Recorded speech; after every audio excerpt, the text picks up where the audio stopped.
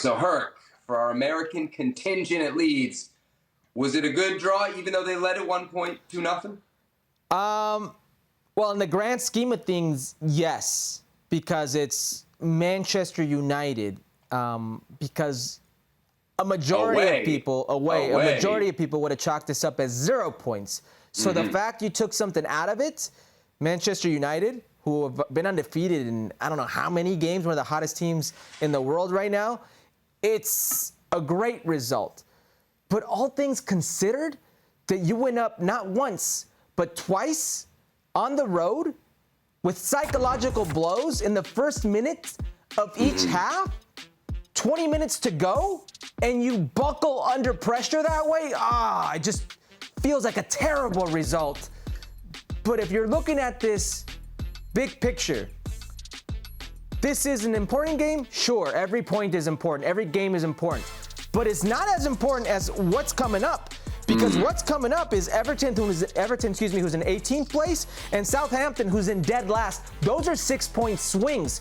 This was get out of here with something. They did that. Yeah.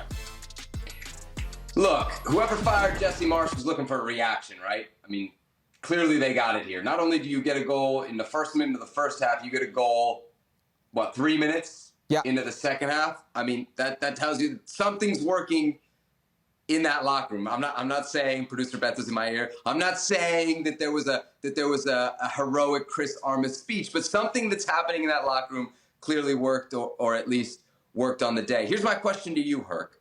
Does the fact that they seem to have a reaction prove that the Leeds ownership was right, that it was the right time to get rid of Jesse Marsch, or is it proof that had they waited just a few more days, given him just 72 more hours, he could have eked out a result against Manchester United and maybe saved his job? Neither. It's a testament to teams that fire their coaches. There's an immediate reaction for the players from the new coach when the new coach comes in, or they know that there's going to be a new coach watching, that they're playing for their lives. So there's always an uptick. There's always a reaction.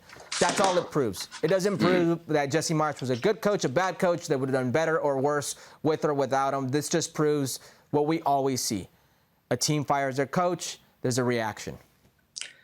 Good point for Leeds. Good day for U.S. fans. 3 U.S. men's national team players on the field at Old Trafford. Leeds right now 16th, 1 point above the relegation zone. One of those 3 players, Weston McKennie, Herc, made his first start for Leeds since the move to Juve. How'd you rate his performance? I thought it was good. I thought it was positive. Now, why was it good? Why was it positive? Some of the things we hear when players go and they debut in the Premier League is it took a while to get used to the pace, how fast it is, how frantic it is. Well, Weston McKennie didn't look out of place. In fact, I think he's pretty suited for a lot of the play that's in the Premier League. Defensively, he didn't look out of place or like he wasn't suited defensively. He's shown us things that we knew he had in his bag, that tireless work rate, that willingness to get dirty. You saw him and Luke Shaw getting into it. He didn't look out of place that way. But offensively, this is still a player that's trying to find his way within this system. It's only the second game. It's his first start. I didn't think it was his sharpest going forward. We didn't see that signature Weston McKennie arriving late into the box and becoming a factor type of play or in the final third. But that'll come. That'll come with the cohesion that he'll have with his teammates, getting to know them a little bit better, getting more settled. But defensively, all these other things, he did not look out of place, so I thought it was positive for him.